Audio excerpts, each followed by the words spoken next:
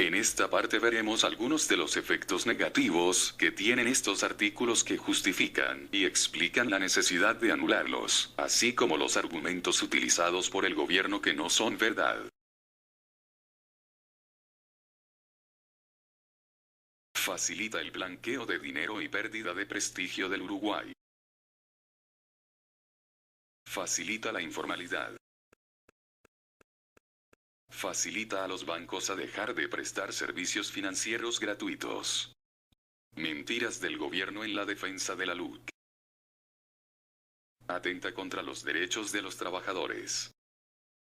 Que es un tema gravísimo, porque ¿cuál era el régimen que teníamos? Introduce varios cambios, pero el principal, ¿no? Había un tope máximo hasta donde se podía utilizar efectivo. Estaban unidades indexadas, pero eran aproximadamente $5.000. Toda transacción por encima de $5.000 no se podía pagar en efectivo. Eso es lo que estaba vigente antes de la LUC. ¿Qué es lo que hace la LUC? Dice, bueno, esos $5.000, no, vamos a llevarlos a $100.000. Entonces, lo que estamos habilitando es que cualquier transacción económica uno pueda ir con un maletín lleno de billetes y pagar libremente, porque esa es la libertad, ¿no?, de pagar $100.000 en efectivo. Algo que es insólito, ¿no? O sea, digamos, nadie hace una transacción normal de ese volumen pagando en efectivo. El efectivo es el medio que utilizan por excelencia quienes tienen que, de alguna manera, canalizar fondos de origen dudoso.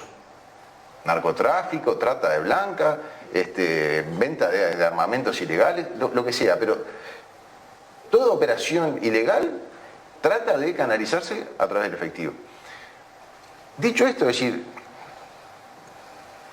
que tenga que hacerse por medios electrónicos soluciona el problema, no hay, digamos, varitas mágicas, sino esto, digamos, sería mucho más fácil. Ahora, lo que sucede es que el efectivo hace que sea más complejo, más difícil detectar a tiempo esas operaciones. Y además, lo que estamos viendo hoy en la LUC, que es lo que estamos impugnando, estos $100.000, es una versión súper mejorada de lo que fue la propuesta original del gobierno, que en definitiva es lo que muestra un poco la concepción que había. Porque el primer borrador de LUC que presenta el gobierno directamente eliminaba el tope. Cuando llega el proyecto al Parlamento, en realidad pusieron un tope de $100.000, que tenemos ahora, pero habilitaba que los pagos se pudieran fraccionar. Y por lo tanto, de vuelta, yo voy a pagar $1 millón y te lo pago en 10, hago 10 pagos de 100.000 y no tengo ningún problema. Eliminaban todas las sanciones por incumplimiento. Entonces, era claramente un saludo a la bandera. Esas cosas se fueron mejorando, digamos, en el trámite de la discusión parlamentaria, y hoy no se puede fraccionar, hay sanciones, pero el límite de $100.000 es indefendible. Es un retroceso muy grande respecto a la reputación que el Uruguay fue construyendo. Por detrás lo que hay intereses que tienen que ver con transacciones que la ley de inclusión financiera dificultó.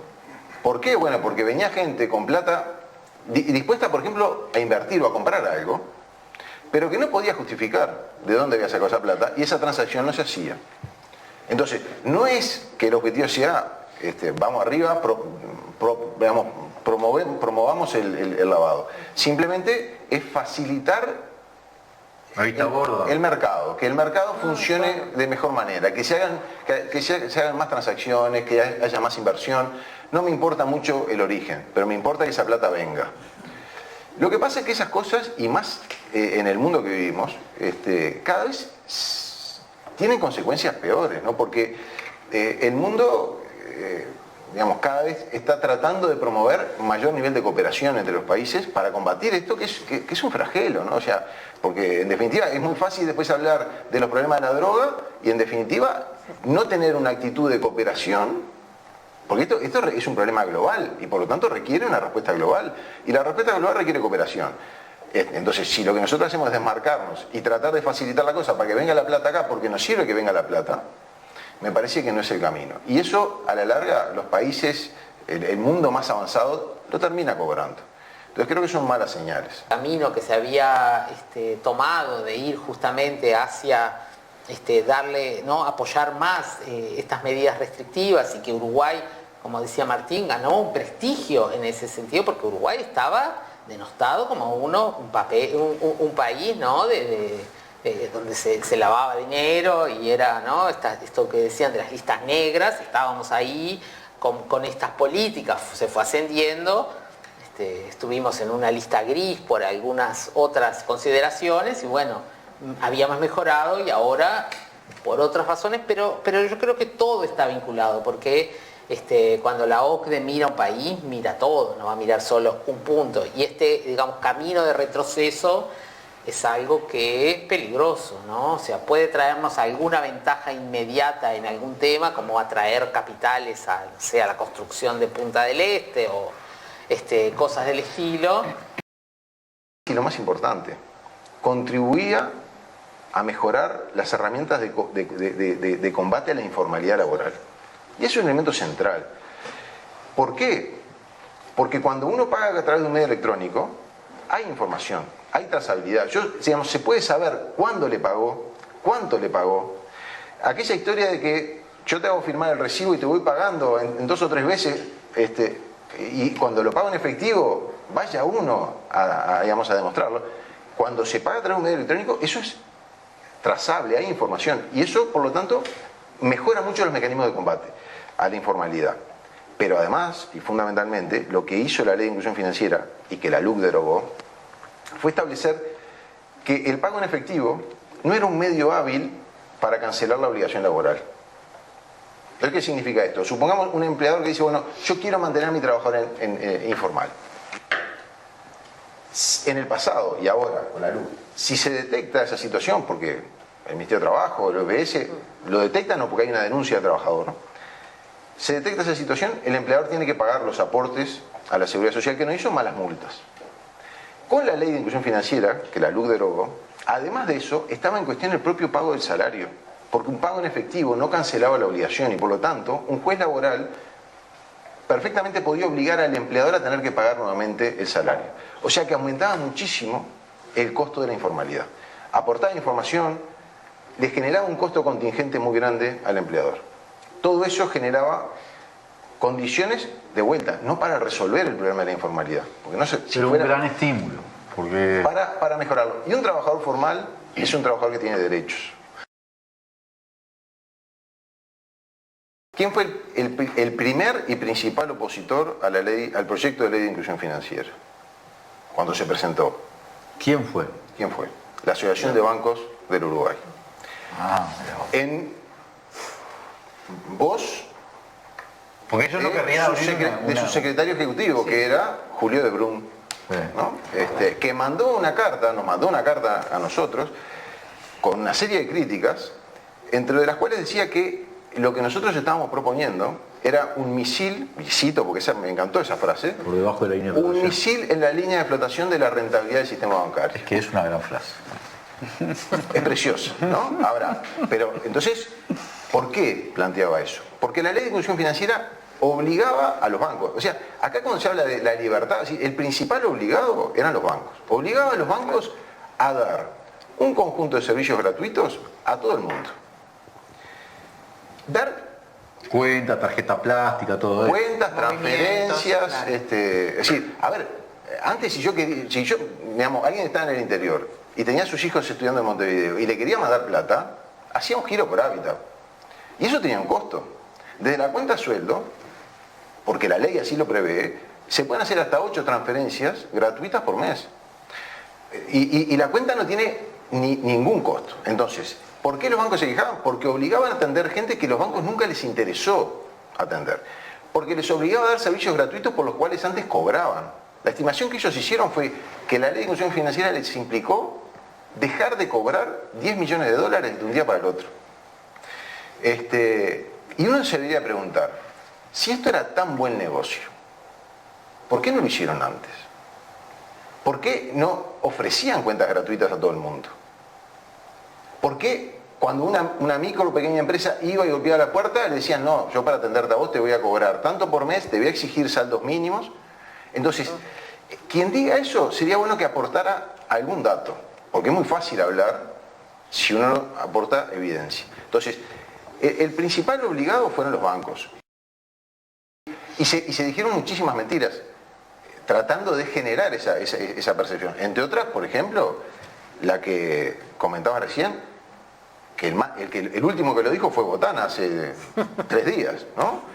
Pero así como dijo Botana, el senador Botana, lo dijeron muchísimos legisladores y dirigentes de la actual coalición de gobierno, de que obligábamos al peón a cobrar por medios electrónicos y se tenía que desplazar para ir a cobrar el sueldo. Y es falso. La ley a título expreso excluía a los trabajadores rurales y a todos los trabajadores de localidades de menos de 2.000 habitantes. Se llegó a decir que los trabajadores rurales o de pequeñas localidades le tenían que dar la tarjeta a un chofer de ómnibus y darle el PIN escrito para que fuera el cajero de la ciudad, que quedaba a 60 kilómetros, a retirar plata. O sea, se dijeron muchísimas cosas que son falsas.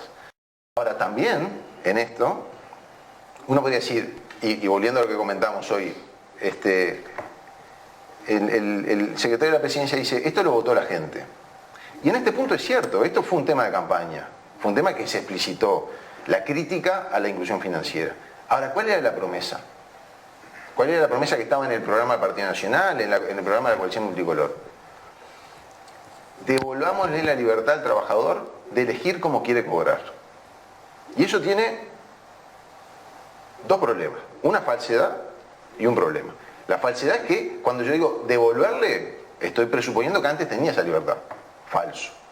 Nunca el trabajador tuvo la libertad de elegir cómo cobrar. Siempre eligió el patrón, el empleador, que decidía cómo le pagaba. Lo segundo es pensar que al darle el derecho al trabajador a elegir, se resuelven todos los problemas y que por lo tanto tiene la libertad el trabajador de elegir cobrar como quiere. Y la realidad es que conoce el mercado de trabajo, sabe que hay enormes asimetrías. Y que cuando yo le doy un derecho a un trabajador para poder ejercer ese derecho, en muchos lados sí se puede ejercer, cuando hay sindicatos fuertes, cuando hay organización. Ahora, en muchísimos lados que hay mucha desprotección, que hay mucha vulnerabilidad, que hay una asimetría enorme entre el trabajador y el empleador. Cuando el trabajador le va a decir, mire, yo quiero cobrar de esta forma, y el patrón le dice, sabe que yo le voy a pagar en efectivo. Entonces, pero esa era la promesa. Ahora, ¿qué es lo que dice la LUC? O sea, la promesa era, devolvámosle el derecho al trabajador a elegir cómo cobrar. ¿Qué es lo que dice la LUC? El trabajador deberá acordar con el empleador la forma de pago. ¿Y cuándo lo tiene que hacer? Al comenzar la relación laboral.